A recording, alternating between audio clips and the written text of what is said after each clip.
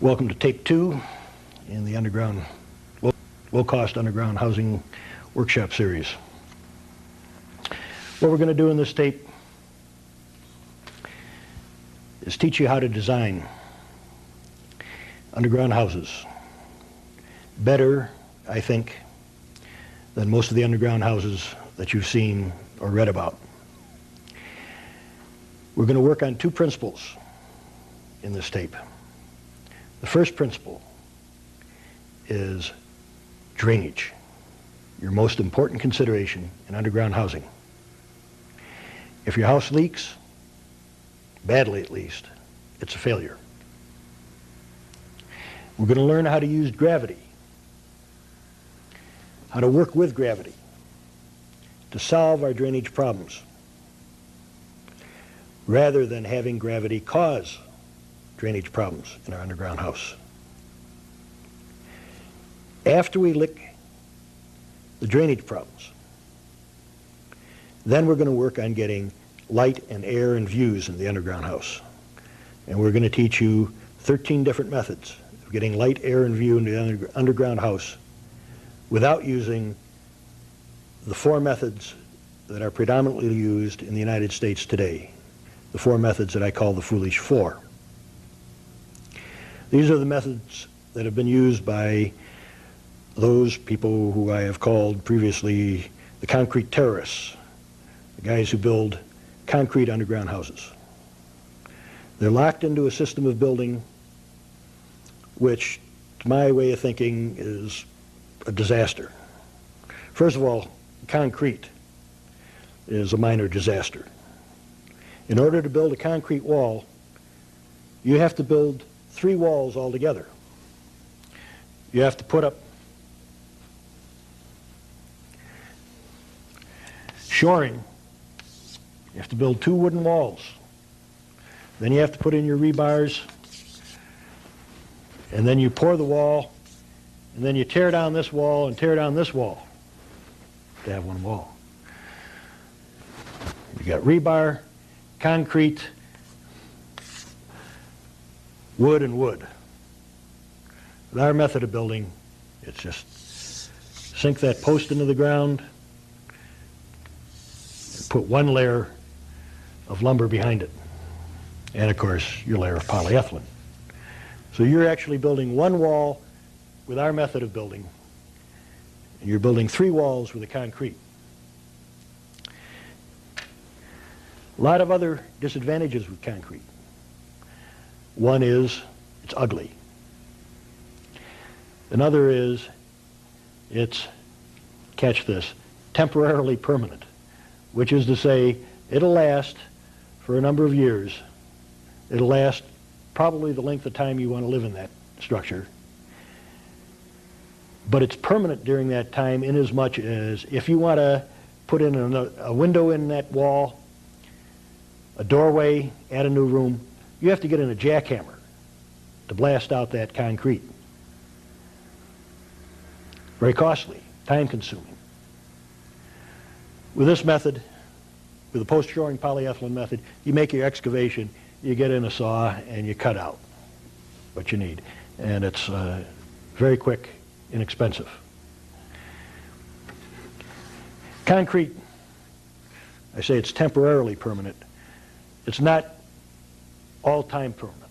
It's not nearly as going to last like the Rock of Ages.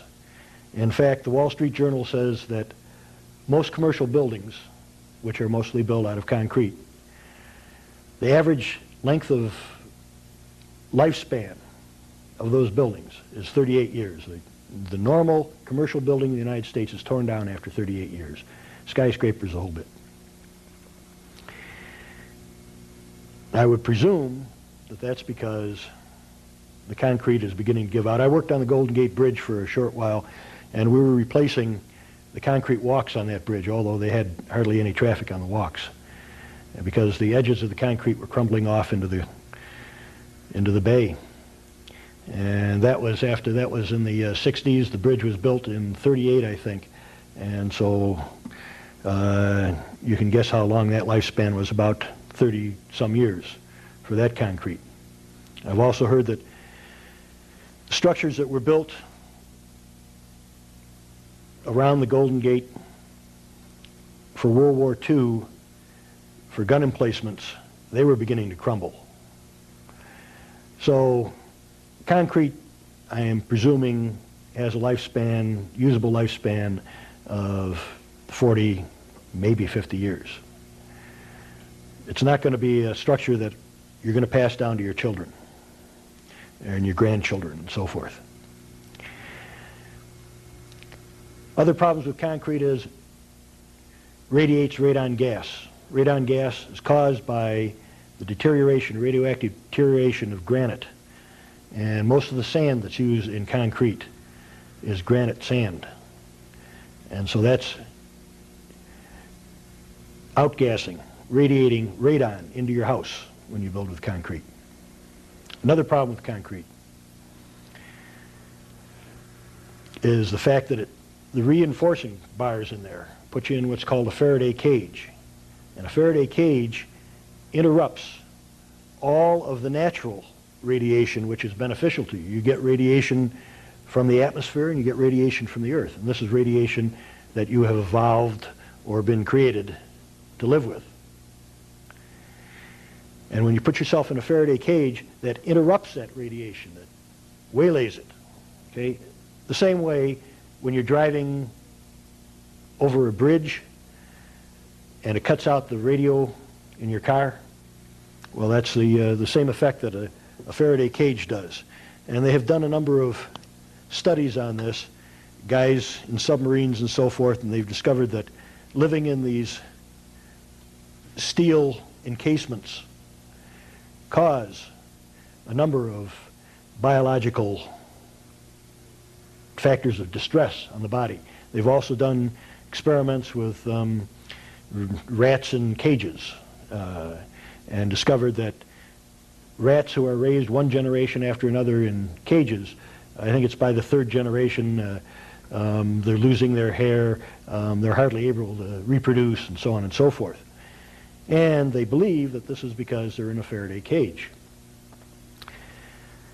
And of course, concrete is ugly. So, I can't imagine anybody who would rather live in concrete than in a wood-paneled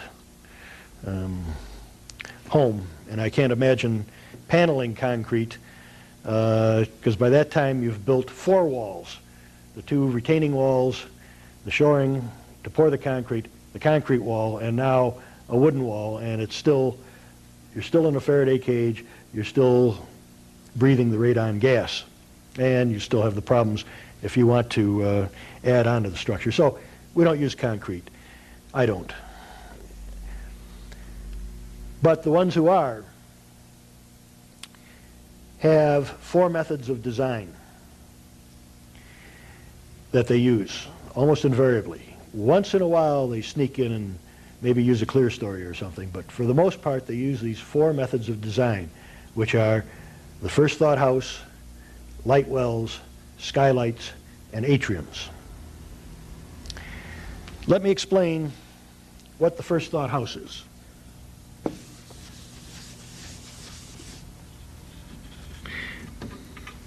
First thought house is when you're on a hillside, generally our preferred site for building underground. We'll design on a flat land also today, and we'll talk about flatland design. And a flatland design will work if you have good drainage there. If you're in sand or the like, if it's never swampy in your area, you can probably build a flatland underground house and build a very fine one. But I rather prefer hillsides, first of all because of the drainage, and second of all because you can get a better sweeping view from your house. The same as on flatland. Same with an above ground house on either flatland or a hillside. You always get a better view from the hillside. And of course, hillside is often cheaper land, especially out in the country. Maybe not in the city environment where everybody's going for those views, but it certainly is out in the country because it's not generally your prime farmland. Okay, what most people do when they're building on a hillside is they put a house in like this.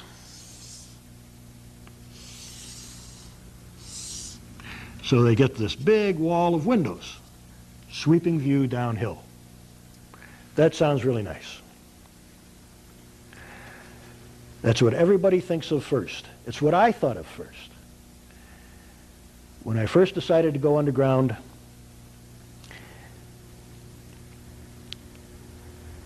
I was freezing in this little shack, and I tried to figure out what kind of a structure I could build that would be cheap, quick, easy to build, and above all, be snug. Wind would not whistle through. And my decision was to build a First Thought house, a little First Thought house. Fortunately, I didn't get that house going. It was fall. I didn't get it going. And I had the full winter to think it over. And I was uneasy with this because, first of all, you can be trapped in a place like this. You know, if you got a bear out there, you have only one entrance, okay? It could be the sheriff or a narc or some other undesirable element out there. It's got you trapped. Or it could be fire out here, or it could be a tree or something falls there and blocks the entrance. And you're trapped in there. Now, I don't know any animal other than human beings that build an underground structure with the entrance only on one side. Somebody said there's a spider down in Florida that builds into the sand on the beach with only one entrance. But if that critter does exist, it's the only one that I know of. And I have to tell you a story here. At a rainbow gathering a couple of years ago, if you know what a rainbow gathering is, it's when 20,000 hippies gather over the 4th of July, and we've been doing that for 20 years now. This rainbow gathering is over in Washington State, eastern Washington, in a national forest. And one of the things about a rainbow gathering is you try to give. And what I had to give was information on underground housing. So I did a sort of an impromptu underground house talk. And I was kneeling on this little knoll, grassy knoll. I was barefoot. I had my legs behind me, and I was talking about this very thing, about the fact that man is the only animal that I know of stupid enough to build a structure underground with entrances only on one side. And I said, that proves to me that the other animals are smarter. And just as I said that, a second after I said that, I felt something furry on my ankle. And I reached back, I thought it was a caterpillar or something. I reached back to brush it off, and it was something bigger. And I looked down, and just as I did, a gopher popped back into a hole. And there were some guys standing behind me, and I looked up at these guys. What the hell is that? And these guys had great big jack-o'-lantern grins on their faces. And they said, the moment you said that about the other critters being smarter than man, a gopher popped up out of a hole, ran over to your ankle, and started rubbing your ankle with his head. And it's a true story. And if you don't believe that, you probably haven't been to a rainbow gathering. If you had been to a rainbow gathering, you would believe that such things happen. It did happen. Okay, so you have entrances only from one side in the First Thought house. You have light coming in from only one side. That means everything in that house from now on, when you're working with normal daylight, everything is going to be bright on one side and dark on the other side, and this is going to get to you after a while. It's going to cause a little neurological distress or a little psychological distress. You may not even notice it, but it's going to cause that. And the back of this house is going to be darker. Okay? So you have no balance of light, you have no cross ventilation. You're going to have to put a fan in there to move that air around. Even if you have opening down here and an opening up here, it's not going to really get back in there, in that house, and circulate it. It's going to come in here a little bit and go up and out. You have a lot of thrust of the earth coming down here, and nothing up here to back that up. So you're going to have to build some fancy reinforcement in there, some diagonal braces and such. But the worst thing, the disaster that happens when you build a first thought house is all of your drainage is coming off this roof towards the back, and all your moisture is coming down this hill towards the back, and it's all ganging up on your back wall. Remember in the slideshow, in the first tape, the guy in California, the tenant in California, he was living in a first thought house. And he had so much moisture coming in off his back wall, running over his cement floor and out the door, that he had to put on galoshes to get from the bedroom into the bathroom. This is a disaster. In fact, over in Washington, back around 1979 or so, I met some people who had built a first thought house and were abandoning it altogether because they couldn't solve those drainage problems. You can try, you can put in mounds of earth and drains up here and run it off to the sides, and you can put in a French drain here, so on and so forth, but you're still bucking gravity. There's a better way. The better way is to build what we call the basic design house, like this, so that all your moisture that lands on the roof runs off downhill onto solid earth and leaves, splits, cuts out of the seam.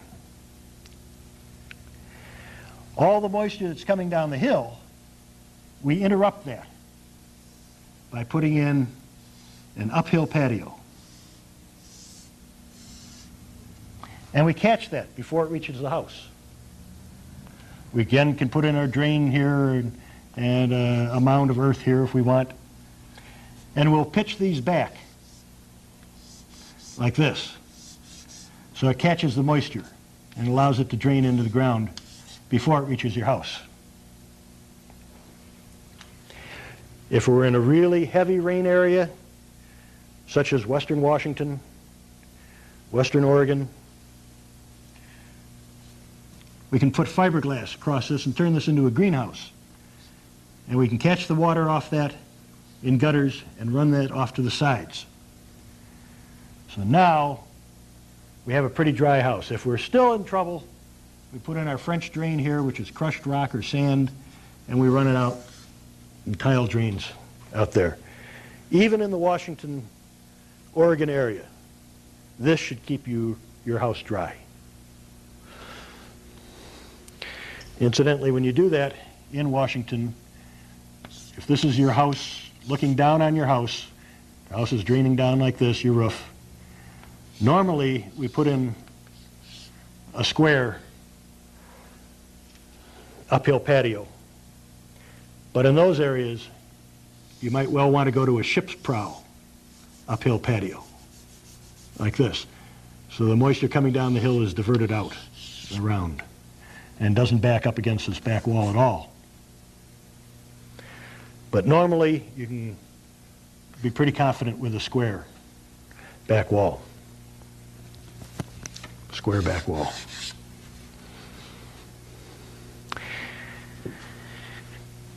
So that's the basic design. You've solved your drainage problems. You have also gained excellent chance for a greenhouse. If you're on, in particular, if you're on a southern slope, your sun is coming down into your greenhouse here when you have fiberglass up here. You've got an excellent greenhouse, and it's not interfering with the views from downhill. And yes, we're going to get views downhill. It's taken me 21 years to come up with a system of getting a solid wall of windows on the downhill side while we're still running our drainage off onto solid earth on the downhill side. And how we do that, we're going to go into very deeply in this section of the workshop. So this is the basic design, shed roof going downhill, always with an uphill patio, always. Even if you're in a dry area and think it's not going to rain much. Remember, we've been getting incredible record rains in places like Texas that don't generally have heavy rains. And whatever climate you're in, you may get these incredibly heavy rains the way the climate is changing. So always put in an uphill patio. I mentioned that you've got an excellent chance, excellent opportunity to put in a greenhouse here, but you're not getting any direct sunlight on the southern slope from these uphill windows.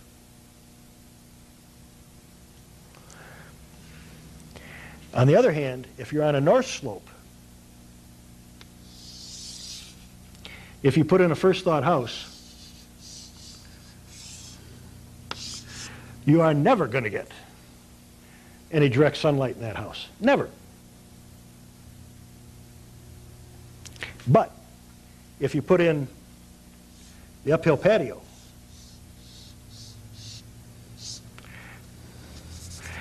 and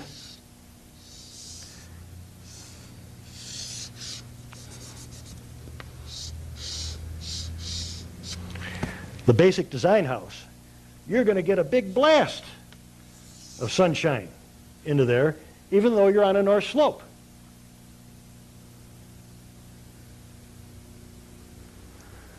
You solved your drainage problems.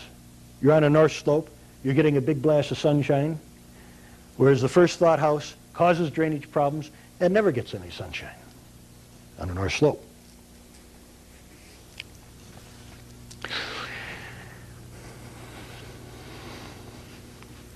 Now, how are we going to get some light, air, and views into the rest of this house? By the time you're done with this tape and go through the design section with your design kit, you will be better prepared to get light, air, and views and into underground house and to solve the drainage problems than probably 98% of the practicing architects in America today.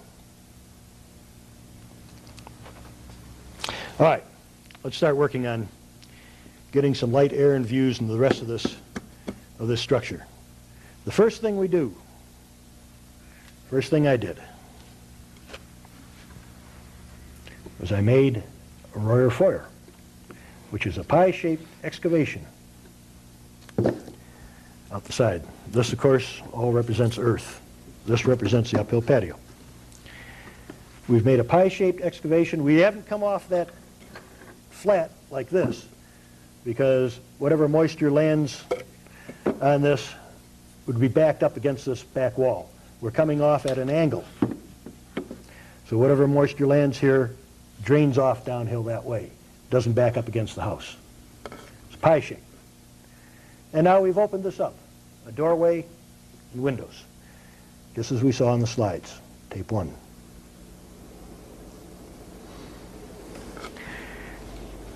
After I came up with that, I thought, hey, wait a minute. What if I put a little peak on that? Now my moisture landing on the roof comes down here, shunts off onto solid earth out here, and allows me this much more window space and this much more window space. And hey, since I'm running it off onto solid earth out here, and no moisture is landing on this, is coming down on this solid earth here, we can excavate that too. And now we have a great big light airy corner of the house there. And that's called a Hollywood wing. I call it the Hollywood wing because it's a little garish. But it works. Works great.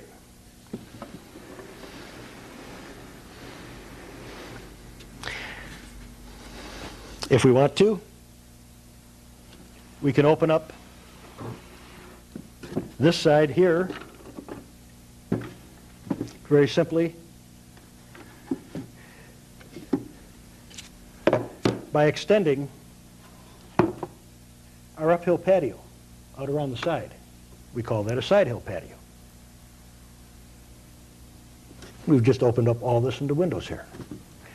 If we don't want that much in the way of windows,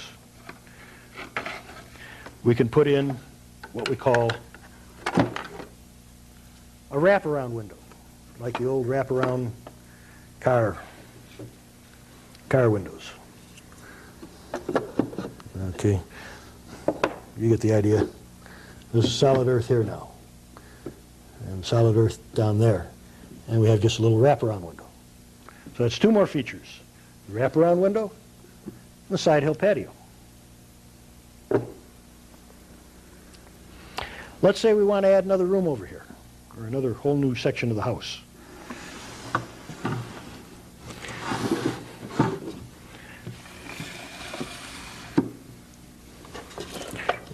That's my breakdown model. We can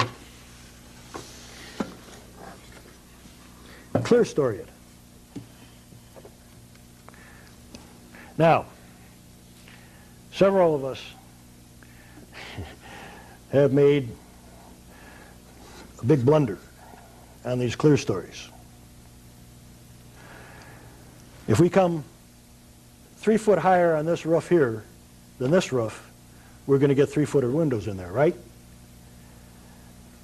Wrong. Because we've got 1.5 foot earth on this roof. So now we're down to a potential of 1.5 foot of windows. And we've got casing around the windows. It's going to take up probably another 6 inches anyway. So we're down to 1 foot of windows on a 3-foot rise. It's not enough. We could go up higher, I suppose. But after some reflection, came up with the sun scoop, which is used in conjunction with the clear story. Now we've got 1 foot of windows down here, and if this rises up 3 foot, we've got 2.5 foot of windows here. Now we've got our 3 foot of windows. And because we're running all this off onto solid earth down here, shore this up here, let it run off onto solid earth. Now we can open up this section here. We not only have an additional 2.5 foot of windows here, another 1.5 or foot of windows here, but we've opened this all up. We can put a door, windows in this area.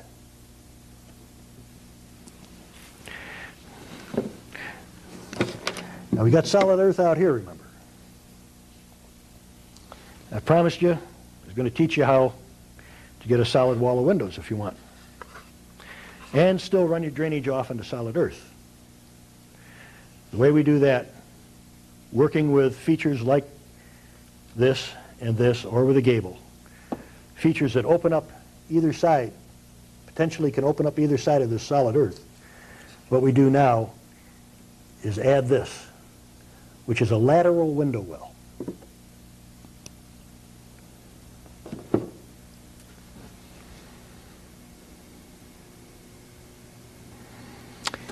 You've got windows in here.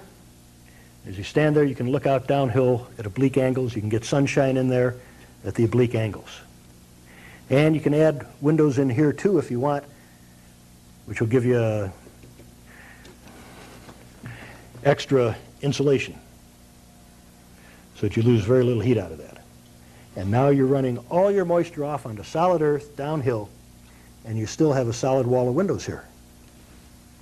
You could put this guy over here also, and maybe the next room over here has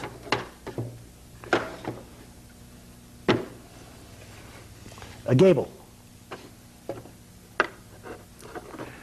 like this. And now the gable is running the moisture off. It comes down the roof, running it off over your lateral window well onto solid earth.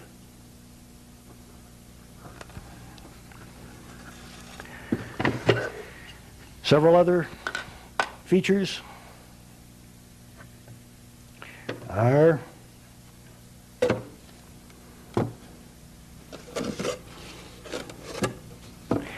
if you've already built a structure and you were thinking, hey, boy, it would be nice to have a Hollywood wing in there. You've got a roof like this. You've already built the roof. You think, hey, I'd really like to have a Hollywood wing in there, but if I do that, I'm going to have to tear off the whole roof to put that Hollywood wing in. So instead of tearing off the whole roof,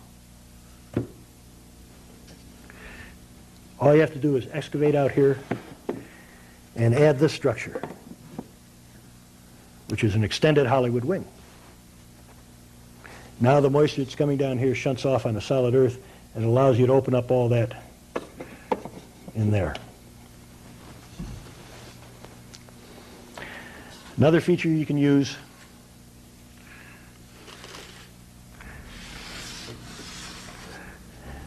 which has some of the same benefits of this, is if you want to put windows on the downhill side and you don't want to tear off your roof again, you've already built it.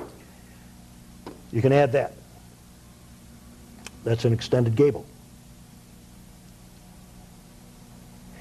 The extended gable, I didn't like it first. It was one of my carpenters that came up with this concept, by the way. I didn't like that at first because you'd be looking out through a tunnel.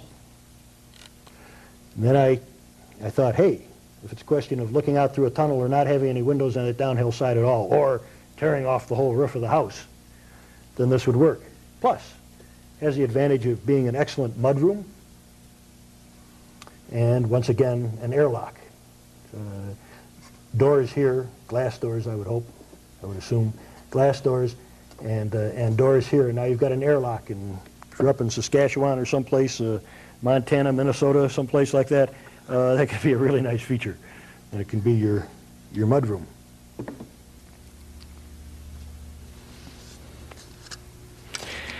Okay, we've gone basic design. We haven't talked about offset rooms yet. Offset room is when you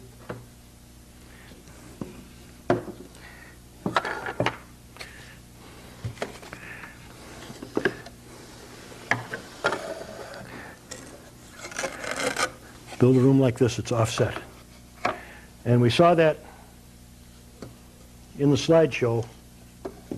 I had my original $50 house, and I built an offset room up here. But you can offset it twice. You can offset it so you get windows here looking out on your uphill patio, and so you can have windows out here as long as you do something with your drainage in here. You can't have a roof that drains mud down into your patio. First of all, it's going to erode your roof. Second of all, it's always going to splatter mud up against your windows. Third of all, it's going to make that a mud hole out in your patio where you're probably going to be walking, entering.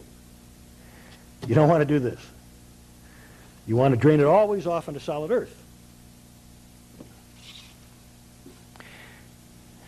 And the way to solve that problem is to put, one of the ways of solving that problem is to put your gable up here, so that the moisture that lands on the roof here runs off to the side here, and off to the side here. You've always got shoring, I hope you understand that, around these edges to hold up your earth. Around all the edges except where it's running off into solid earth, you have shoring. So with this gable, it gives you windows from this room here, and it allows you to open up this area here in your offset room.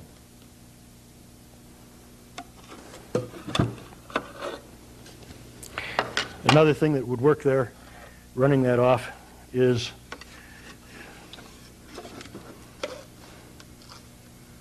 your sun scoop, because that runs the moisture off here. And again, opens up this area.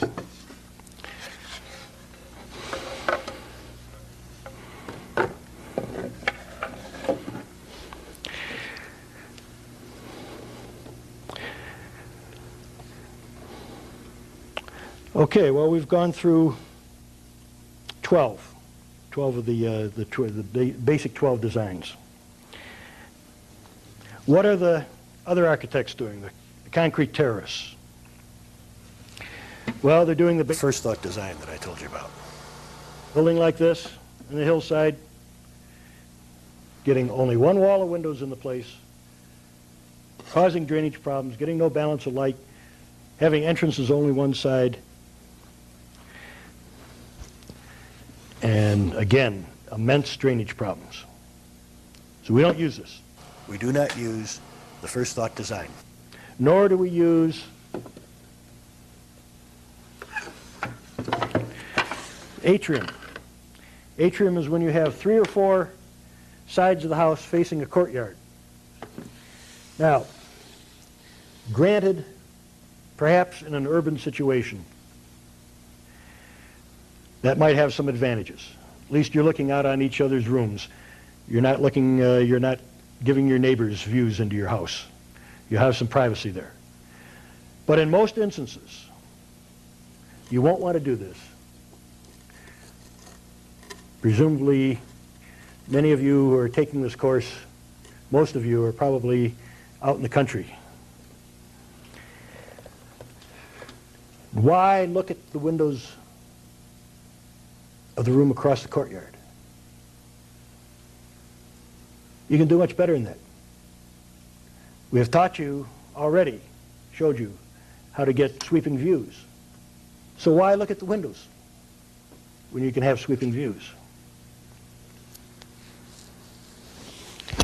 We don't use vertical light wells. The first thought house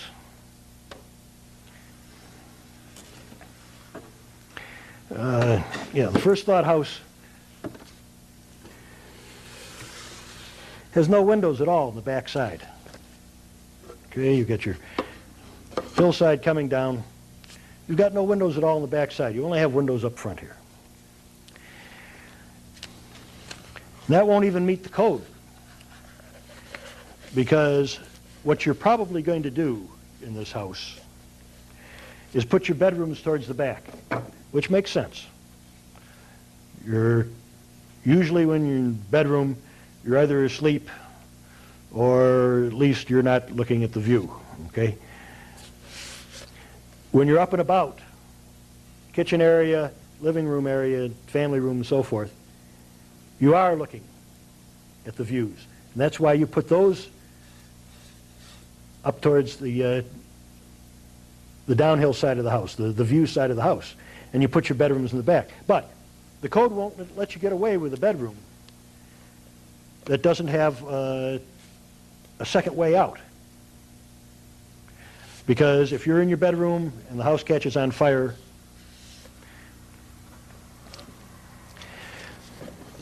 and you're asleep, you don't know it until the house is engulfed and you're trapped in your bedroom. So what the architects have been doing is building vertical light wells. It's a concrete tube, almost always a concrete. I suppose you could use other things such as storm drains or something. Those corrugated drains that go under roads and that. I suppose you could use those too, but mostly they're building concrete tubes and they put rungs in it so that you can climb up out if you're in good shape, don't have a broken leg or broken arm from skiing, or if you're not grandma with arthritis, then possibly you'll probably be able to climb up out. If you have any of those infirmities, you're not going to make it. In the case of the fire, the smoke's going to get to you before you get out. So though you can get out, it's not a really good egress. And though it does bring in some light, they paint these concrete tubes with reflective paint, which will bounce some light down in the house. Though it will bring in light, it doesn't bring in any view. What's your view? Concrete? Is that what you want to look at? when you can have as many windows in the bedroom as you want when you build with the basic design? When you can have sweeping views down the hill, up the hill, over the sides, or into a landscape patio? What do you want to look at? Concrete tubes or a good view? Furthermore, generally these things, at least when I priced them 10 years ago, they cost about $3,000 each. Hey guys, you can build 6 of my houses for the cost of one of these concrete tubes, for one of these vertical light wells. We saw the house that made the cover of Earth Shelter Living magazine, $2,000 for the entire house. 2/3 the cost of one of these concrete tubes. And that had light, air, and views all over the place.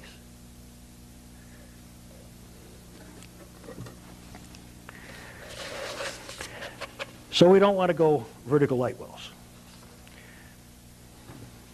Nor, believe it or not, do we want to go skylights. Now, skylight is the next thing everybody thinks about after they think first thought house. Skylight is the next thing they think about in order to get light, air, and views, or light anyway, into the house. And I will concede this about skylights: they do get light into the house. Okay? In fact, it's probably the most effective means of getting light into a house. But skylights leak. Almost every owner-builder that I know of who's built skylights has had a leaky skylight. And a great many of the professionals who have built underground have had leak problems with skylights. I'm not going to mention the architect's name, but a very famous underground architect, the concrete terrorist from the East, once asked me, "Mike, do you know how to keep skylights from leaking?" I said, "No, man." I said, "I don't even think about it because I don't build with skylights." Skylights not only leak, but things can fall through skylights. Okay? Horses, don't laugh. Some of my people have had horses on their roofs. I almost had elk on my roof 2 months ago. Okay? And if they walked over a skylight, hey, I've got an elk in my house. Okay? Could be any number of other things falling through those skylights. Kids, drunks, any number of possibilities. Skylights get dirty easy because they're more or less vertical or horizontal surface as compared to a vertical window. And, of course, what is your view out the skylight? If you look up straight, you might see a cloud. Okay? Is that what you want? Is that your view in your house? Looking up straight and maybe seeing a cloud? Or do you want sweeping panoramic views? And finally, skylights have the disadvantage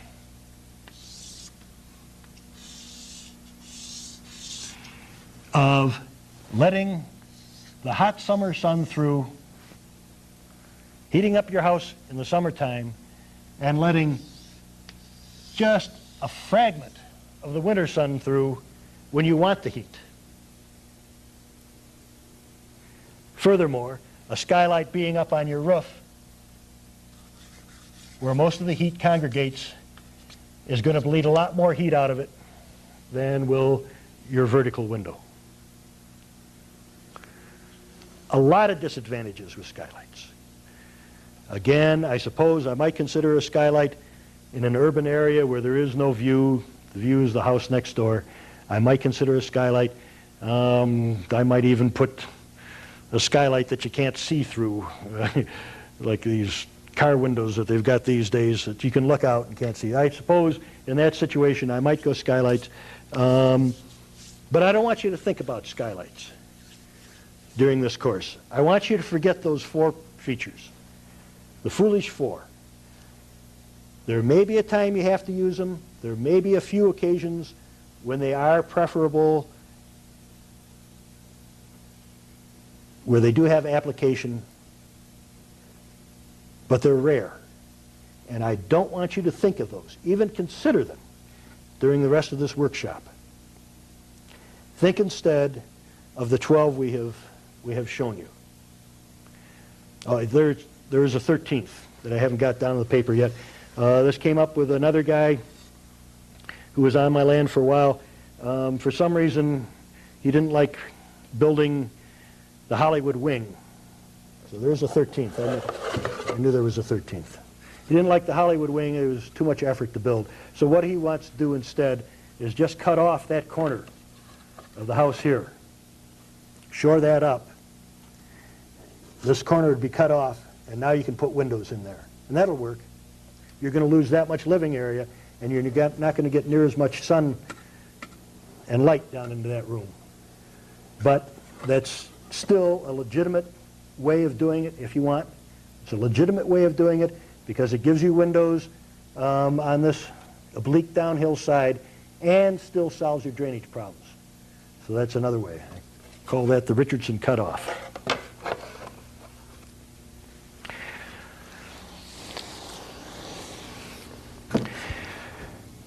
Okay. We've learned 13 different methods of getting light, air, and views into the underground house other than the foolish 4. And now what we're going to do is start giving you some design problems so that you can learn how to use these things. And I want to tell you this. I want to tell you this right now. When you're doing these design problems, you may be tempted to try to design your house. Okay, you've been thinking about this house. You have probably already drawn up plans for your house. Chances are, unless you have read the $50 and Up Underground House book, the chances are you've probably designed a first thought house. Maybe you're thinking of making some changes now. I hope you are thinking of making some changes. And you're going to be tempted to try right off the bat to design your underground house during these 5 exercises that we're going to give you. 5 design problems that we're going to give you. Don't think about your house now.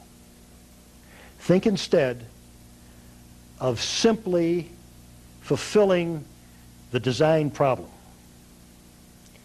And it's not going to be easy, because what we're going to ask you to do in each of these 5 design problems, what we're going to ask you to do is, first of all, solve your drainage problems.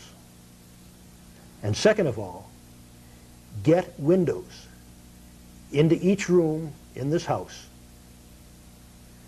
In each of these design problems, get windows in each room from all 4 directions of the compass. Each wall of each room of these houses that you're going to design have to have windows from all 4 directions of the compass. Now, right away, you're going to say, hey, that's overbuilding. That's too many windows. I don't want that many windows in my house. You're going to say, hey, I have all those windows in there. I'm going to lose much of the benefits of going underground. It's true. It's true. You will lose if you have in your final house windows from all 4 directions of the compass in each and every room. You probably will not want windows from all 4 directions of the compass in each and every room in your final house. However, by doing it during these exercises for these 5 houses, by forcing yourself to get windows in each and every wall of every room, you will learn how to get windows from any point of the compass in any room of the house that you finally build, which you can't do with a first thought house. Okay? First thought house almost always has windows just on one side. Once in a great while, they'll have a little wraparound window here or over here, and once in a while, you'll find some really daring architect who will offset a little bit. And once in a great while, maybe 1 out of every 100 architects will actually be so daring as to put in a clerestory in there, okay? As far as I'm concerned, they're failing on their underground designs, and I don't want you to fail.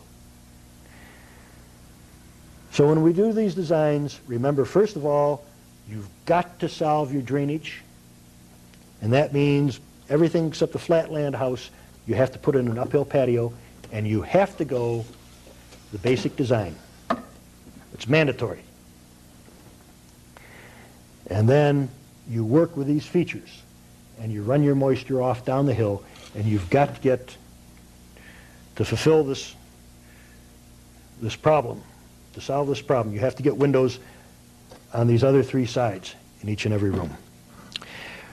Okay, let's go to a design problem, and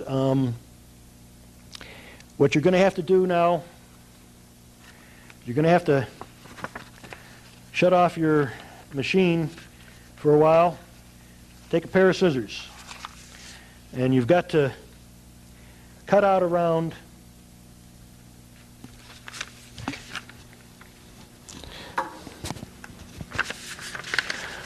all of the solid lines on the last 2 pages of your design book. Each one of these critters, solid lines. It's the blue page and the yellow page.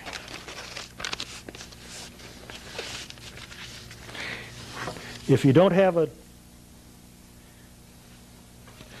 for some reason you're watching this tape and you don't have a design, a workbook, freeze the camera and make one of these yourselves.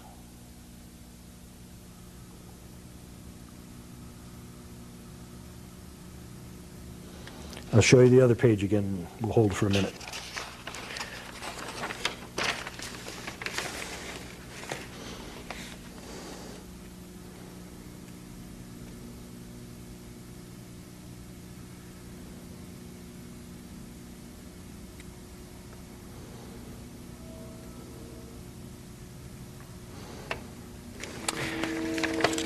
Okay.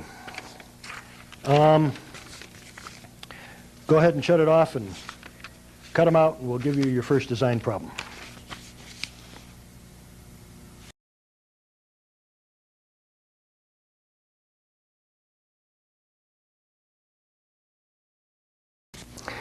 Okay, now that you've cut out the symbols in your design kit, let's see how to use them. First we have the sun symbol. Now, where you're sitting, if it helps you on this, you can actually sit at home so that you are facing south. Otherwise, sit in any direction you want and simulate south. And the way you simulate south is that you're sitting at your desk or your table or on the floor, wherever you're sitting and doing this. Take your sun symbol. You're here. You're sitting here. Take your sun symbol, put it out in front of you so that the rays are pointing down towards you. Now, you are always looking south throughout all these exercises. You are looking south. If we give you, as we will, your first design exercise on a south-facing slope, then the next thing that you do is you take your symbol, which says drainage. It's got an arrow. It says drainage on it, okay? And you point that towards the sun. That's a south-facing slope. The slope slopes down towards the sun, towards the south. If we give you an exercise for an east-facing slope, you take your drainage symbol and you point it to your left. The slope now, you're facing south, and the slope is now going to your left towards the east. East. On a west-facing exercise, you put your drainage symbol so it faces towards your right, towards the east, and of course, north faces you. The slope is coming down towards you, and the sun is also coming down towards you. So those are the first two things you do. Always keep the sun out there. You won't have to bother about that anymore. Just keep the sun out there. For each exercise, you'll change your slope with the arrows. The arrows in this design kit always indicate drainage, the way drainage is going.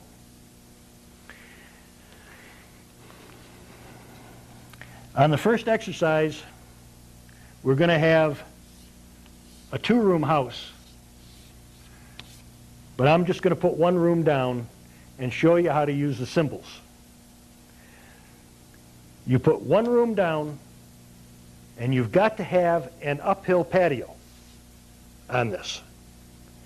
Where does your uphill patio go? It goes on the uphill side, which is here. So there's a couple of symbols that say uphill patio.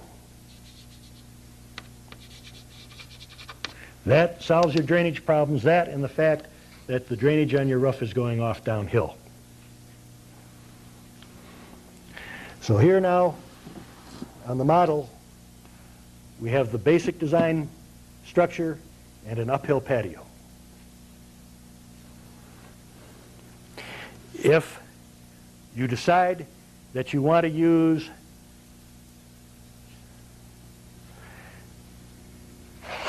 a Hollywood wing, for example, there's a symbol for the Hollywood wing, and it fits right into a corner.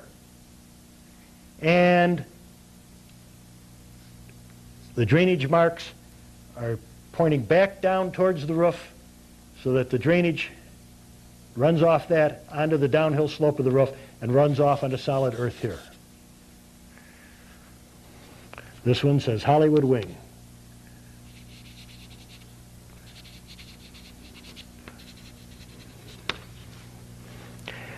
Almost always, in conjunction with a Hollywood wing, you use a Royer foyer. And that's a symbol that you put on the outside of the house. And it says Royer foyer. And of course, when you put this out there, you are not going to put it so that you have a flat side here. You've got to put it so the diagonal is there, so that the drainage coming down the hill runs off and doesn't back up against this corner of the house. Now what that looks like on this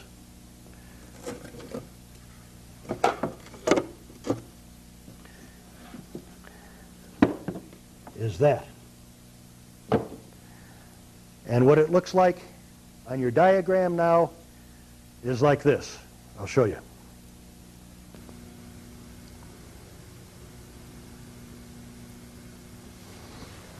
Your uphill patio, your Hollywood wing draining back, your Royer foyer, which is the excavation out there, the pie-shaped excavation, your drainage going downhill towards the sun because you're on a south slope.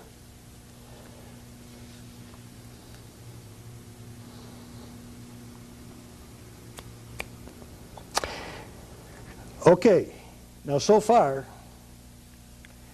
on this little one-room structure, we have windows to the north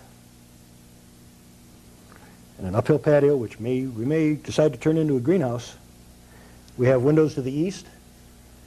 We have windows to the south. Now we've got to get some windows to the west on this structure. How are we going to do that? Oh, gee, I can't remember now. Let's see. Well, there are several ways. Okay, yes. One is we can have a side hill patio. If we want to get a lot of western sun and that evening sun in the house, we can do that. If this section over here with the living room, for example, it might be nice to get that evening sun in there. Or if we're in, say, the southwest, and we don't want to get a whole lot of sun in the evening in there, then in that case, we might go to our wraparound window, which is this critter here. Okay? and put that wraparound window in. And we have just a little sunshine coming in the evening in the southwest. We don't want a whole lot of evening sun in. The house is already warm. Okay? So we might go the wraparound window. There are several, maybe a couple other ways of getting windows into that side of the house. But now we have filled, in this little one-room structure, our requirements for this course, which is to get light, air, and views, windows, from all 4 points of the compass into the structure, into every room. This is one room, so it was fairly easy. Now what I'm going to ask you to do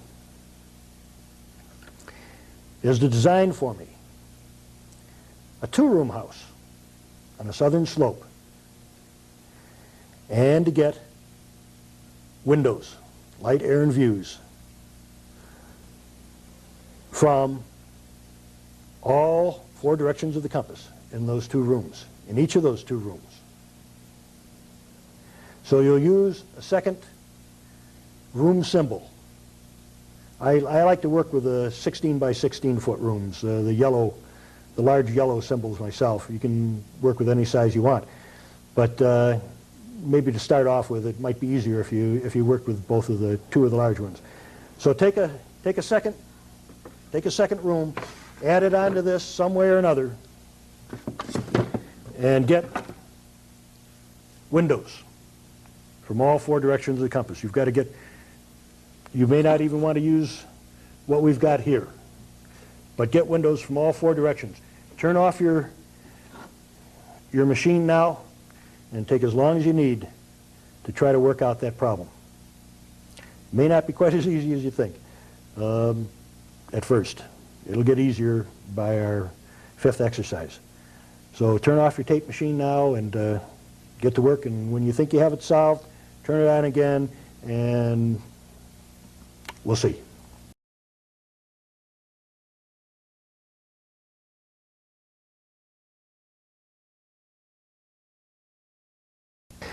Okay, not bad. I see some of you have come up with this design. You've got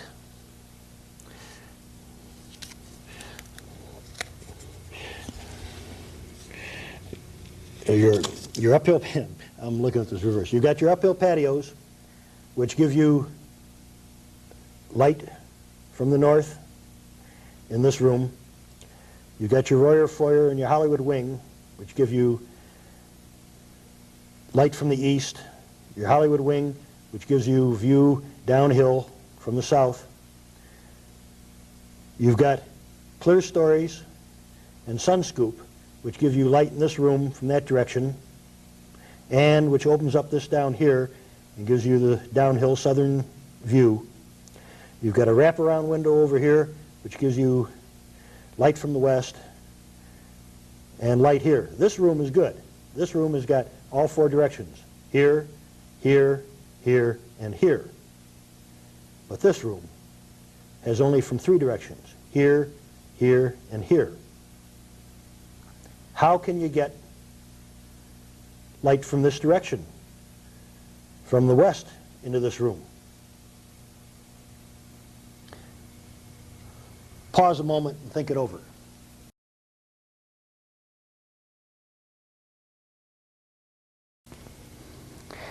In order to do that, as we have it here, you would have to offset it.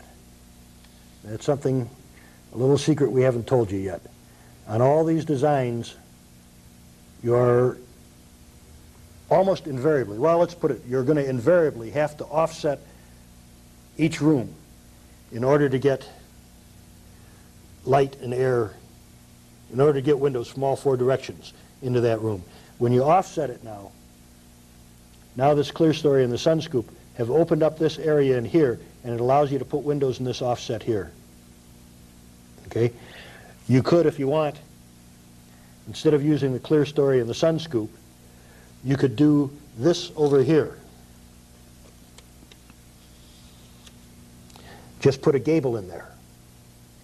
And now you've got, on this design, you've got from the east, from the south, from the north, and from the west on this room, because your gable runs your drainage off onto either side here and opens up this section here. This room now has to the south, to the west, to the north, and it's looking out in this uphill patio on this offset here, and it gives you to the east. Let's take a look up on the scale models here. This is what some of you had for your first design, was this. This room, it was beautiful. For a first try, it was beautiful. But this room here did not get anything off to the west here until we offset it.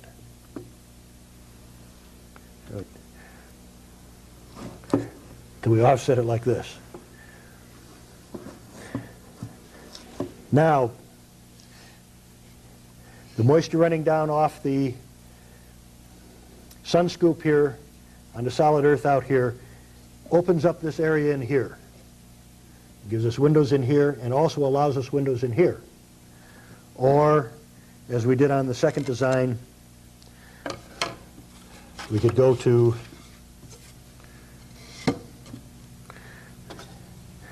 this.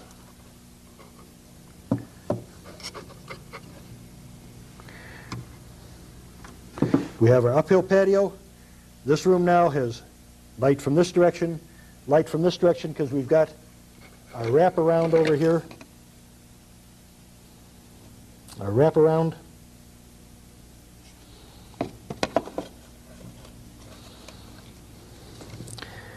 It's got windows from here clear on down to here, because our gable is shunting the moisture off.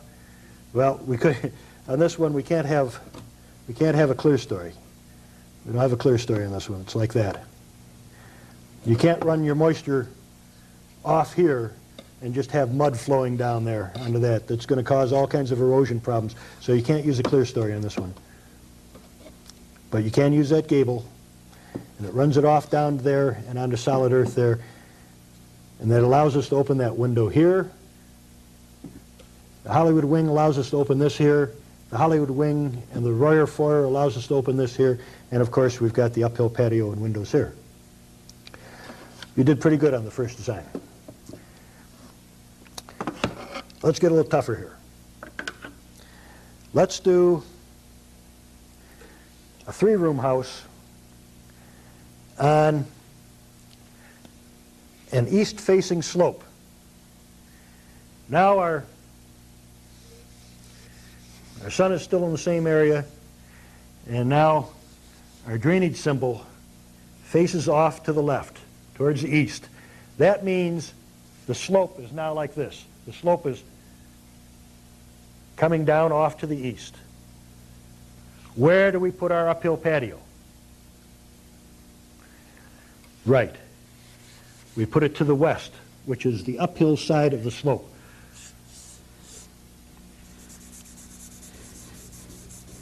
And it's got to be a 3-room house. You've got to get 2 more rooms in there.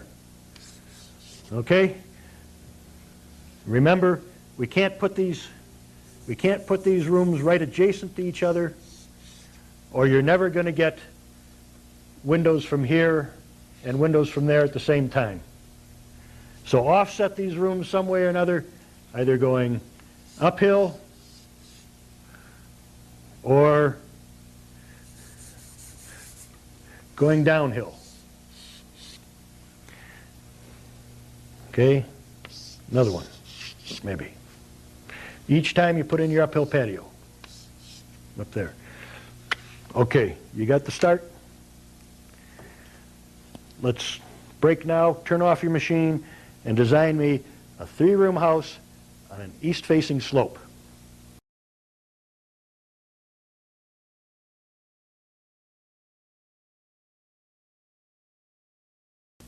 Okay, here's one that works. There are, of course, a great variety of possibilities, but here's one that works. We've got we're to the south here. This is the south. The sun is shining in this direction. Our drainage is going off to the east. It's going off to our left. Consequently, we always have the uphill patios to our right there, in this case. And we're offsetting our rooms again, just at least to fulfill the design problem here, assignment. Now, this design is for a more northern country. And what we've done here is, on this room, we've just put a little wraparound window here to the north. Sometimes we like to get north light. If you're an artist, you certainly like north light. If you're in the southwest, you certainly like north light. Doesn't beam all that heat into your house. It's the fad today among some designers, and a lot of owner-builders, not to put any windows at all in the north of their house because they don't get any sunshine through them. I think that's a serious mistake. First of all, you want that balance of light. You do want some windows to the north in any climate, even up in Alaska. You want some windows to the north to get a little balance of light. But also, so if something's going on out there to the north, if you hear a shriek or a gunshot, or I've known people who've even put their driveways up there and parking lots there, and they don't have any windows to the north, and they can't see who's coming. They can't see who's parking their car. They can't. What they do is run out of the house to see what's going on to the north. So put some windows in your house to the north. You're not going to want to put large numbers in the northern country to the north. So in this case, what we put in this room is just a little wraparound window to the north. So in this room now, we get windows from the west because of the uphill patio, to the south because of this uphill patio and the fact that we have offset the room. We're getting windows to the east through this gable and windows to the north through the wraparound window. This room here gets windows to the west from the uphill patio, to the east from this uphill patio because it's an offset room, and to the south rather, this room from the uphill patio, and because we're in the northern climate, we're going heavy on the southern sunshine. And this room is clear storied, it comes up above, and it's sun scooped also. So we're not only getting it from the uphill patio through here, but we're also getting a big blast through the clear story and sun scoop. And because we have a clear story and sun scoop, that opens up this here, so we get light from the east into this room. And because we have this gable over here, shunting the moisture off on either side here, we're getting light windows to the north on that room.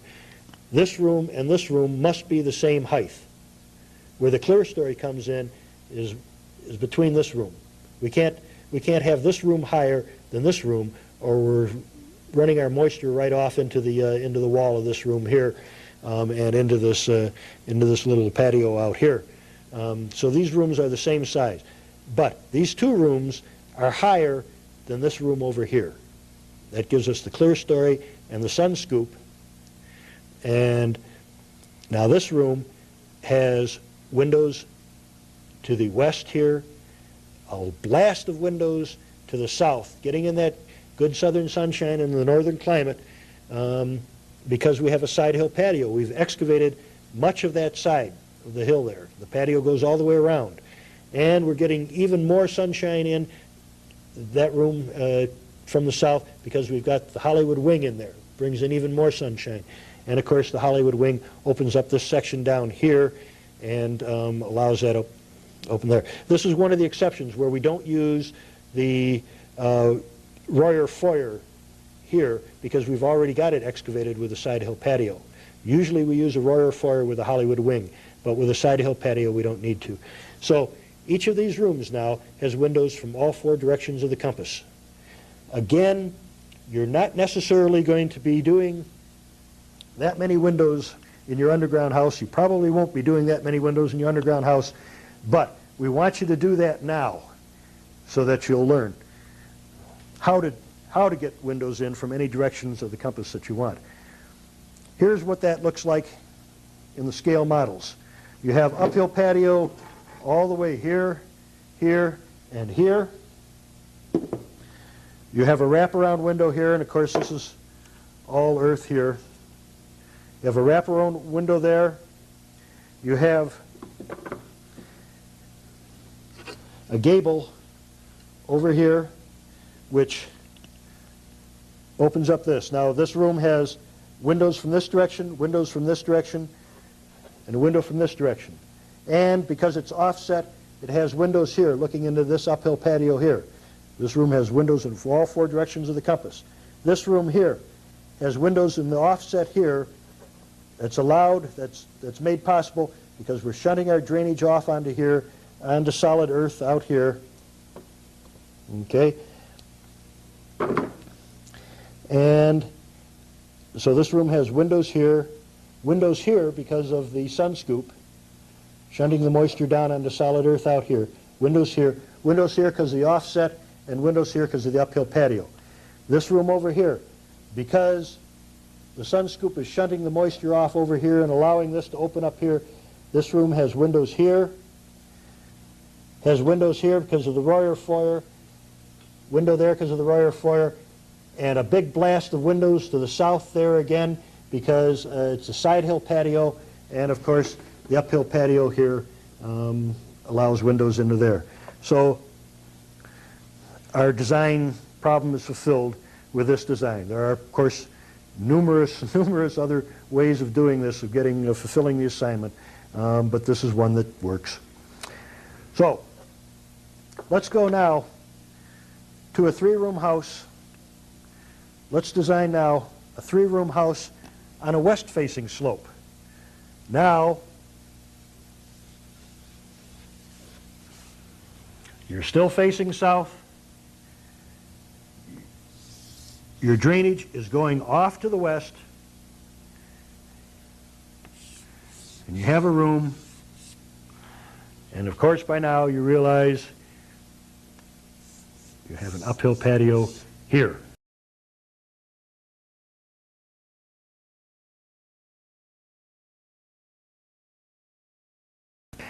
Okay, here's a design that would work on a west-facing slope for a three-room house. And when I designed this to make it a little more interesting for myself and a little more illustrative to you, I designed this with the southern part of the country in mind, hot climate. And obviously we're going to get a lot of sunshine from the south, and it may surprise you that I put in a side hill patio here on the south. That would let a lot of sunshine in. And that would be good during the wintertime. You'd want a lot of sunshine in there in the wintertime to warm it up. But in the summertime, that's going to bake you. So there's a couple things you can do there. One thing is you can plant broadleaf trees and shrubs to the south so that it blocks the sun from the south during the hotter parts of the season. Assuming, well, let's see, I haven't lived in the south. I'm assuming that some of the southern trees will drop their leaves in the wintertime. Another thing you can do is over that side hill patio, you can put a lattice. I think it's called a trellis, and plant vines and so forth that creep over that to make that a little shady area. You'll still get light in from the south and flickers of sunlight into the house, and you'll still have a fairly cool area there. So okay, this room here now gets sunshine from the south, eastern sunshine, wake you up in the morning, a lot of good eastern sunshine, and not much western sunshine, but some western sunshine. Okay, this room, and of course it gets northern sunshine because it looks into the uphill patio here. This room here now gets some southern sunshine in here because you've opened up this area with the gable in this room, shunting your moisture off on either side. So we're getting some windows into there, solid earth here, windows here, and windows here, and windows here. This room is covered. It's got windows from all four sides. This room now has windows here again, same as with this room. Windows allowed in here because you've made a little a little excavation in here, little mini downhill patio, and because your gable is shunting the moisture off to either side. So you've got windows here, you've got a Hollywood wing here, which allows windows on the downhill side. You've got a side hill patio on the north here, and that allows you a big blast of northern windows, cool northern windows, and a nice shady north side patio area. And you've got uphill patio here, which allows windows. So this room has windows from all four sides too, and it'll keep you fairly cool in the south, this design. And you're getting a big blast of morning sunshine into that house, and not much evening sunshine, and you've controlled your southern sunshine. And you've done pretty well on northern windows. You've got this big blast of northern windows here, and northern windows there. So that works pretty good. Let's take a look what that looks like on scale models.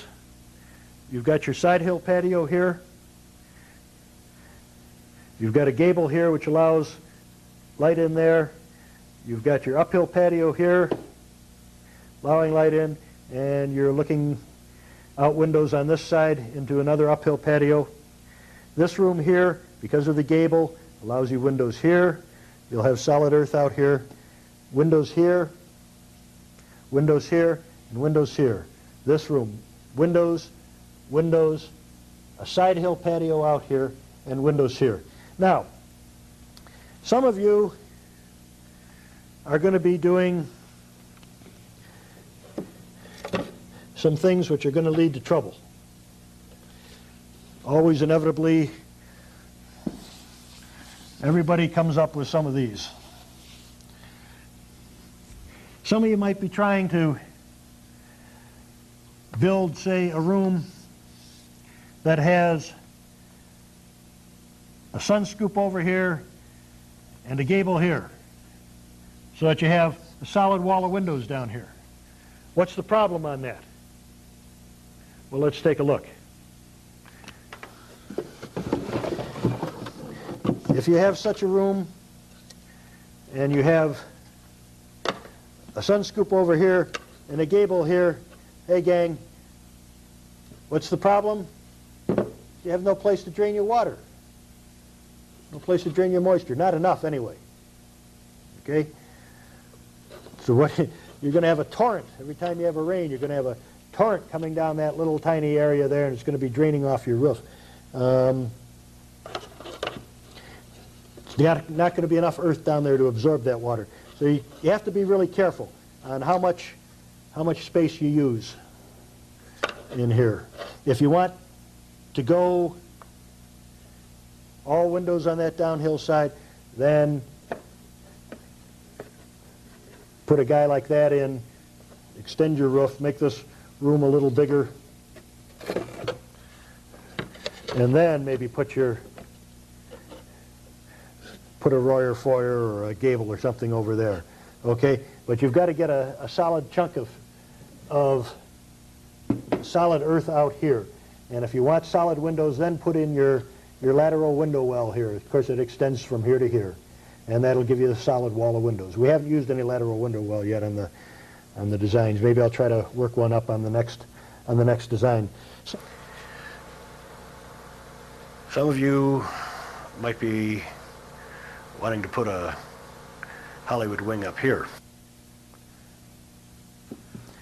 It's unnecessary, and it's a problem. It's trouble looming there, because it's going to be very hard to keep the earth up on this Hollywood wing, because you already have windows in here, the uphill side. Lots of windows in there, and there's all kinds of ways of getting windows over here. Side hill patio or wraparound windows. We'll give you windows over here, or offset room. They'll all give you windows on this side if you want, on the uphill side. So the Royer foyer is always for use on the downhill side, either there or over there. The Hollywood wing is always used downhill side, usually in conjunction with the Royer foyer, which once again is this excavation. That excavation is the Royer foyer. Other things you can use with the Hollywood wing is, say, a side hill patio. down there if you want. Okay? You can also do that. Some of you are going to want to do this. Same problem. Hey, you've already got a big blast of windows up here. Okay? You don't need this. And you're going to have trouble keeping the earth up there. You might say you're going to have some trouble on this one too. You are, a little bit of trouble. What you're going to have to do is mound the earth up here. Cut out this slope somewhat. You'll have a lot more earth in here than you will in here. You can't quite get away with that as easy on here. If you mound this earth somewhere along here, you have to pay the piper on this slope. And you don't need this here. You do need this here in some circumstances. Up here, it just gives you this bit more windows. It gives you a lot of slope trouble. Over here, it gives you this much more windows, and it opens up this down here. This is the way to use this. Use it like this. Ah, come on. No, wait a minute. Use it like that. What's going to happen? All your moisture is going to catch in here, okay, right in there, gang, and it's going to leak on you. You've got to get that moisture off, working with gravity, running that moisture off downhill. All right. Give me a 4-room house on a north-facing slope.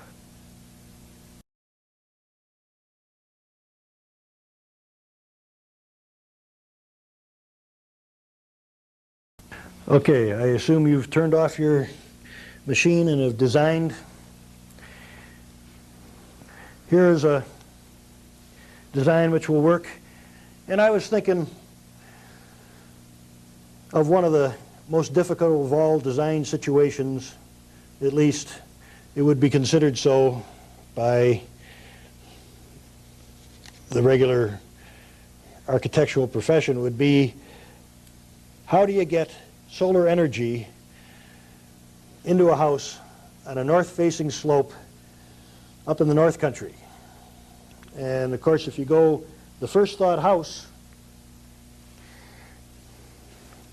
you're not going to get any sunshine in there at all on a north slope. But fortunately, you are going to go the basic design, and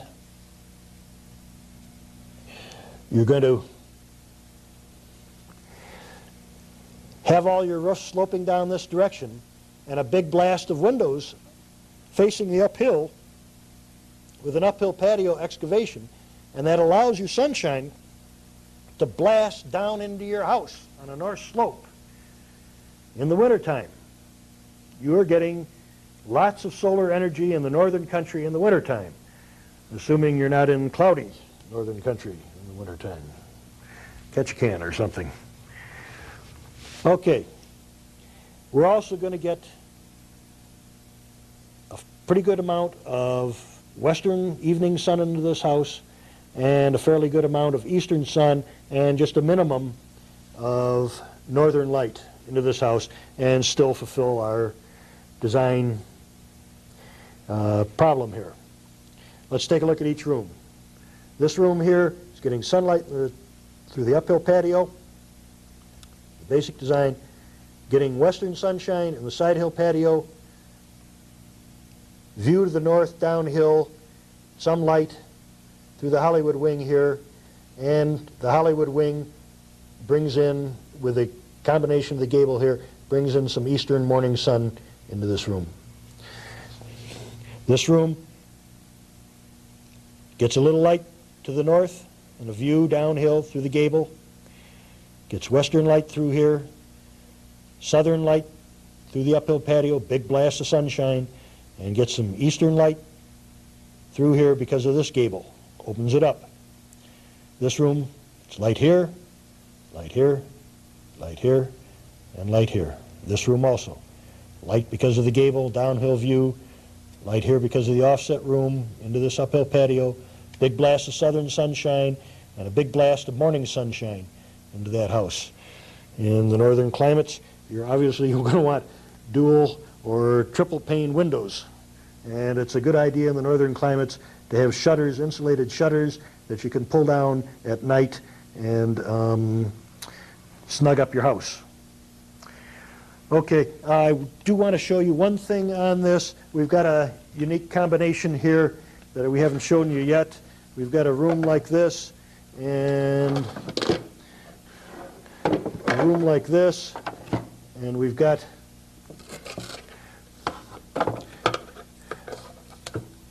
a gable on this room shunting off onto a Hollywood wing over here, and this is a possible combination. You may possibly get into trouble on the drainage on this, but if you work really carefully with your polyethylene, this should work. It's a lot of roof that's draining off right into here, but it'll probably work in that combination. Oh, I was gonna try to get a lateral window well into that design, but I didn't. We're running short on time. All right, give me now, please, a 5-room house on flatland. Shut off your machine now and give me a 5-room house on flatland. Okay, here's one that'll work. You'll notice that this is almost identical, very, very close anyway, to the last problem. What I presented here is almost the same as the last design that we had, which I have done specifically to illustrate the fact that there is very little difference in the designs of structures on the hillside with the shed roof basic design house and houses on flatland. We don't have a hillside, so what are these uphill patios doing here, you're asking? Well, that's an excavation, okay, that we've made to allow us more light, more windows in this house. I'm putting side hill patios in here to get good eastern light and good western light. Once again, all these rooms will have views and light from all 4 directions. I've gone over this enough that you'll be able to see that at a glance. If not, freeze it until you see for yourself how that's working. Let's go to the blackboard here for a minute and see what this looks like.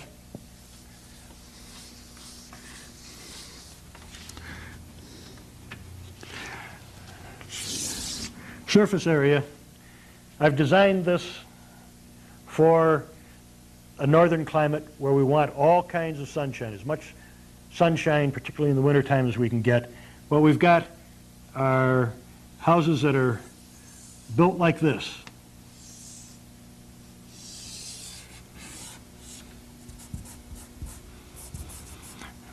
And, well, actually it would go right flush with the surface like this. And where I've indicated an uphill patio, what I've done is excavate out here a little bit to give us a bigger blast of windows from here to here on this. And we've got gables in there, and we make a little excavation out here in the areas where we have windows. And everything else, the moisture is running off onto the sides, onto solid earth. Something that I haven't mentioned so far is I have mentioned the fact that I like shed roofs. I like shed roofs. It's the easiest for an owner builder to build, and it's the easiest way of dealing with the drainage. It's a problem, however. If you look in your workbook towards the back of it, you'll see on page 14 that on a 24-foot, a house that's 24 foot in this direction, if we have a fall of 1 in 3, which is my preferred fall, if we start out at 7 foot down here, we will have 15 foot up here. Now 15 foot, hey, listen, this room here is only probably about 8 foot, maybe 9 foot. We're going 15 foot. That's a whopping distance up there. All your heat is going to run up there for one thing, and it's going to be bleeding out these windows up here. What are we going to do instead? What are we going to do to solve that problem so we can go 24-foot span here and not have this huge wasted space up here? Well, one answer is obviously we put a loft in there. And we can block that loft off so that we regulate how much heat comes up in there. It would give us, let's see, it might give us 8 foot down here and 7 foot head clearance up here. Might get down to only, I'm just guesstimating here, might get down to 3 foot there. What are we going to do with the 3 foot space there?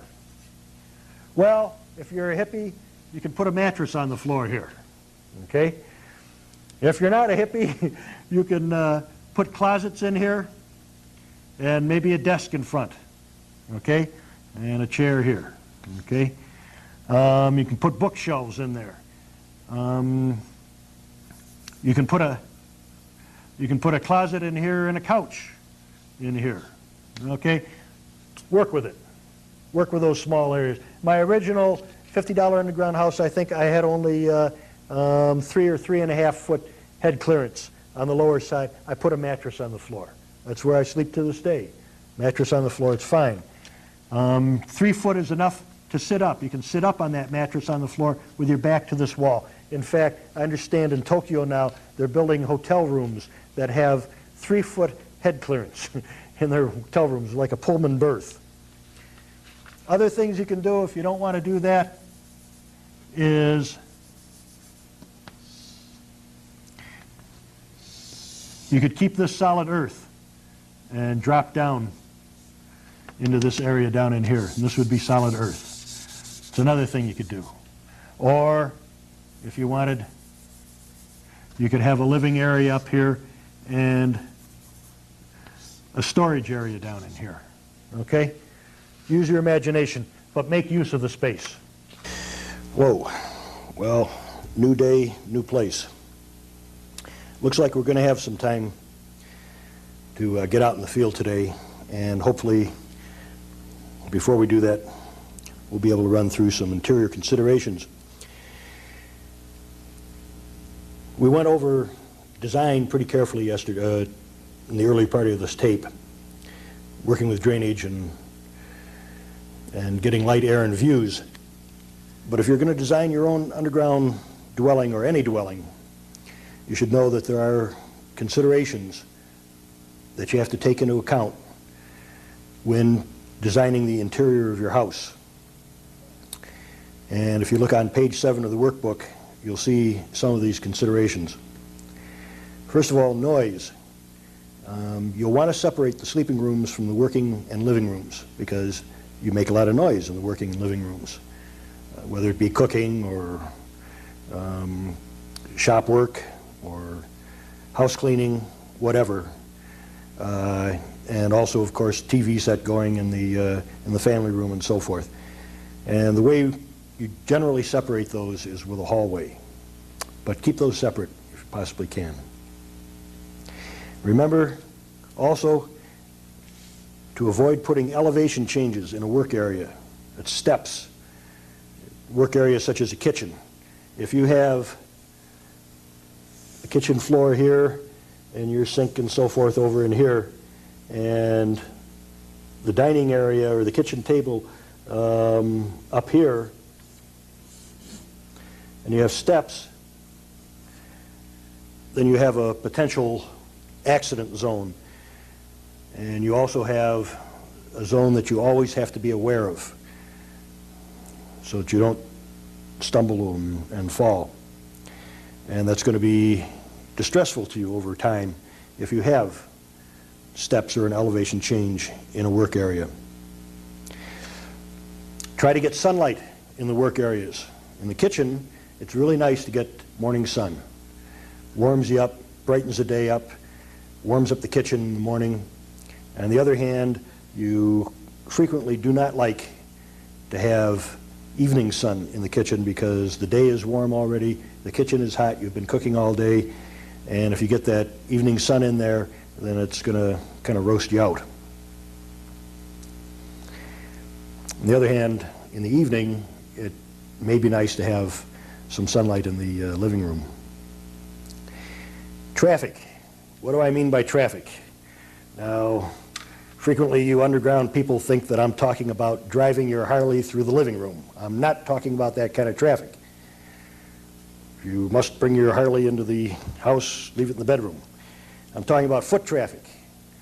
And you're not going to want a whole lot of direct traffic through a work area or necessarily right through the dining room or through the living room.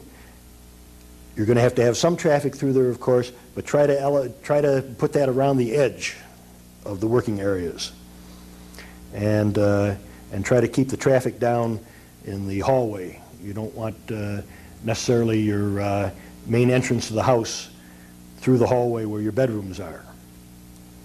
So consider traffic very carefully. We'll see later on today a house that's on the back cover of the Underground House Book, the $50 and up Underground House Book, that's still a building. And what we've got there is cook's bedroom over here, a communal study over here, a bunk room over here, and a big kitchen area and sort of a little living area in here. And the main door in the house is here. The back door in the house is here. Door to the cook's room is here. And then these doors are in here. And what we're doing in this house then is routing most of our traffic right through this zone. It's not in the kitchen area, the work area. It's not in the study area here, and it doesn't go through the bedroom area. It goes mainly right through there and feeds off there, or into here. And that's what I mean by considering traffic in your house.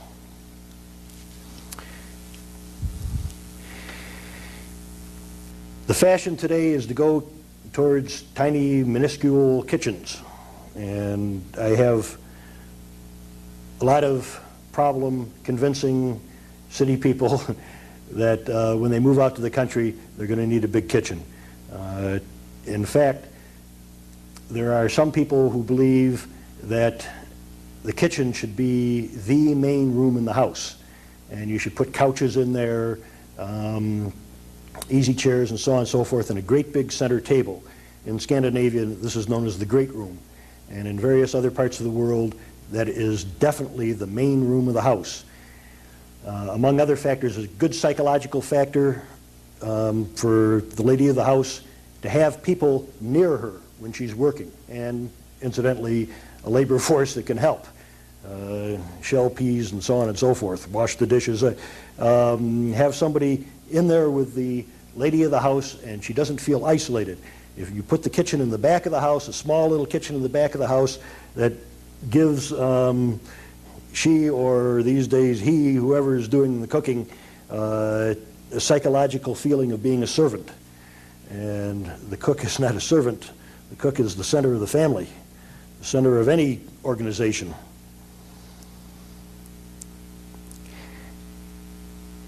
Bathrooms should be separated from the living rooms and from the kitchen area for odor, noise factors, and so on and so forth. On the other hand, you're going to have to try to work out a way of getting them close to the kitchen areas if you want to save on plumbing costs. If you have a bathroom way down at one end of the house and the kitchen way up the other end of the house, you've got a lot of pipes and so forth that you've got to run back and forth, and a lot of heat loss from your heater. About the only other thing I want to say here right now is open your doors against the wall, like this, or like this. Against the wall there, against the wall here. Don't have a door that swings out in the middle of a traffic area. because sooner or later somebody's going to walk into that door in the dark, or the kids are going to run into it when they're playing in the house, and you're going to have some injuries. And again, it's another small psychological worry, like elevation changes in the work area.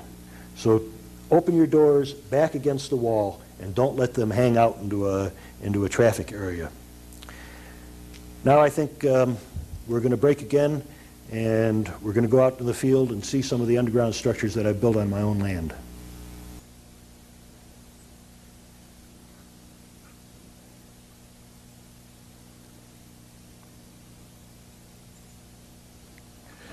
I'm standing now on the roof of the original $50 underground house. Still going strong, the house anyway, after 21 years.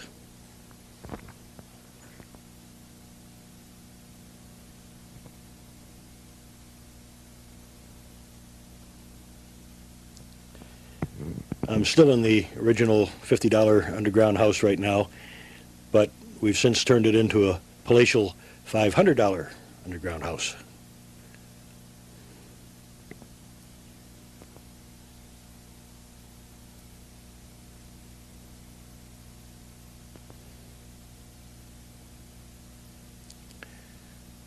And this is the study in my palatial $500 underground house.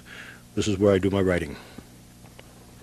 The gable of the crew house that you saw on the slideshow that we were building.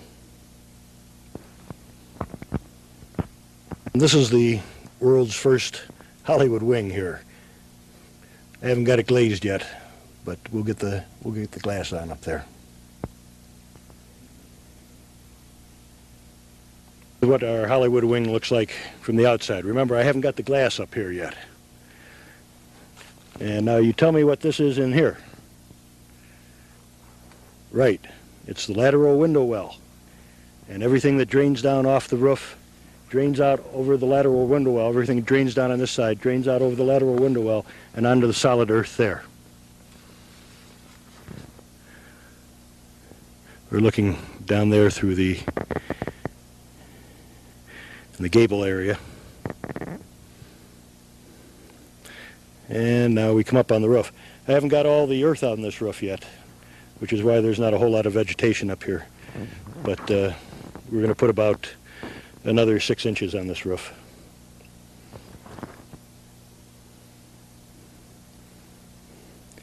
And when we get this shored up, this will be an uphill patio. We're putting the dirt from here on the roof.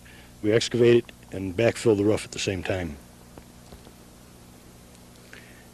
You're looking now from the uphill patio down into the lower part of the uphill patio, and everything you see in here that's open now will be in window glass or glass door.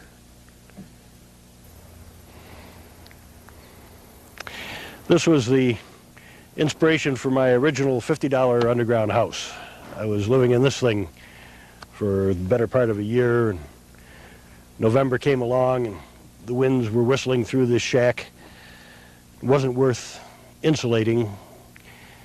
I had, of course, a stove in there, but even with the stove cranked up all the way, if I was on my bed at the other end of the shack and the stove was cranked up all the way, the winds were whistling through and I was cold.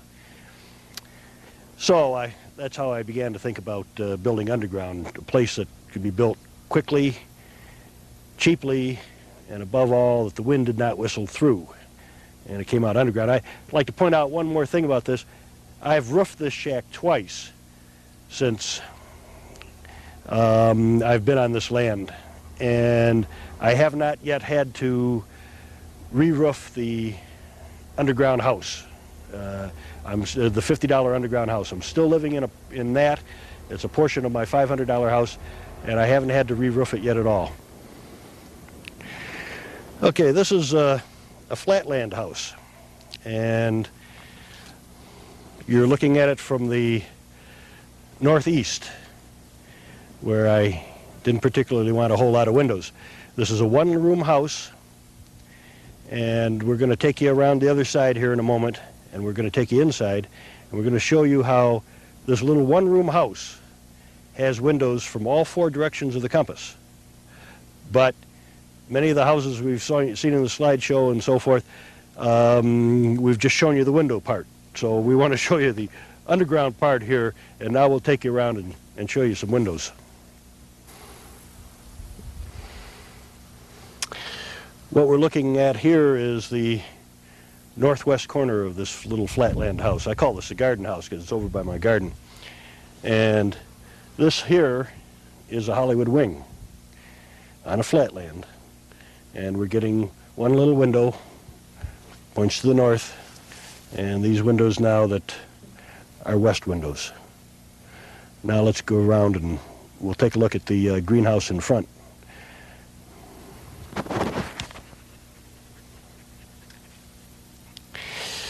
So we're looking now from the other side of the house. We're looking from the southeast.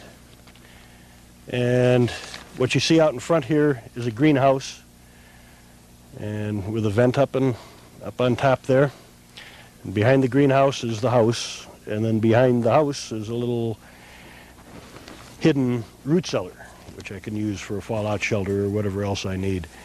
So this house becomes almost a complete life support system with a greenhouse, living quarters, and a root cellar. We don't have water in it, but I suppose if I dug down 50 or 60 feet, we would.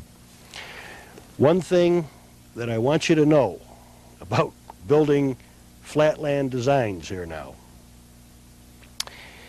is when you build, be sure to come up at least 6 inches higher than the top of the ground around your doorway and around the windows that are not facing out on sunken patios, and berm the earth up a good 6 inches. I didn't do that at first.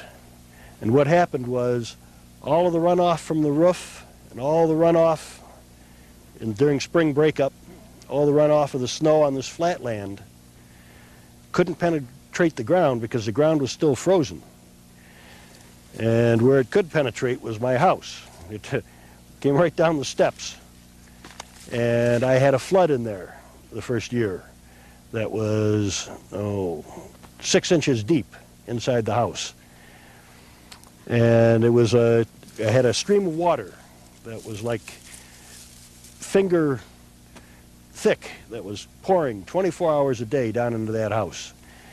And I did some emergency shoring up and bailed the place out, and as soon as it dried out enough, then I elevated the steps a bit and did what I could around the windows and banked the earth, bermed the earth around that section.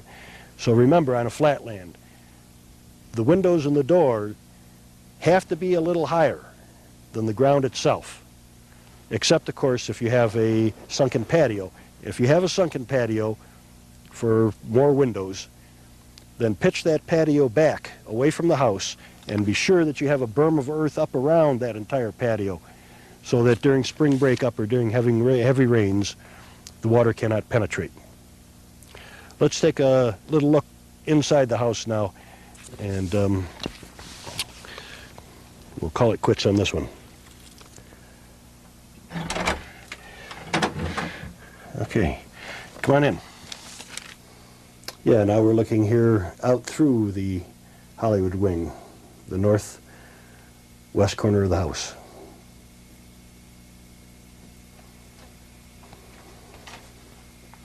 Genuine barbecue windows on this house. There's a grill for cooking. We're looking out through to the west now, west, southwest.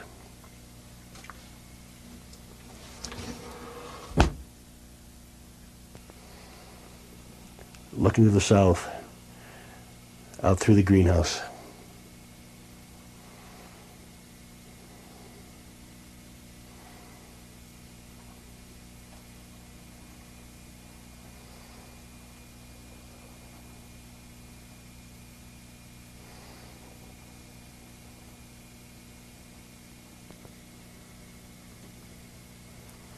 Then everything else on this house that's not in windows or doors is earth covered.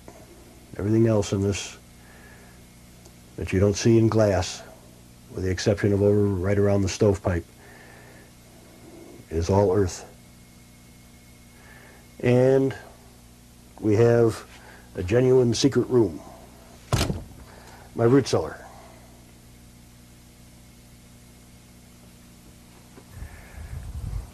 A lot of people are worried about the building codes when you go underground. Well, it's a concern, no question. But you can pass the codes. We've done that.